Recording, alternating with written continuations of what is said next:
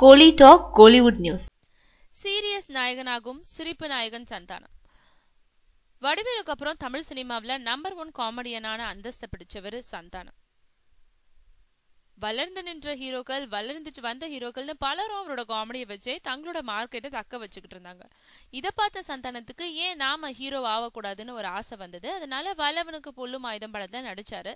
அது work out ஆனதுனால அடுத்தடுத்து சில படங்கள்ல நாயகனா நடிச்சு தில்லுக்கு துட்டு படத்துல பெரிய கமர்ஷியல் வடத்துக்குள்ள வந்துட்டாரு. விளைவு முன்னணி இயக்குனரான செல்வராகவன் இயக்கும் புதிய படத்துல கமிட் ஆகி இருக்காரு. ஆனா இவங்க 2 பேருமே வெவ்வேறு டிராக்ல பயணிக்கிறவங்களாச்சே. இந்த கூட்டணி எப்படி சாத்தியமாகுங்கிற சந்தேக கேள்விகளும் எழாம இல்ல.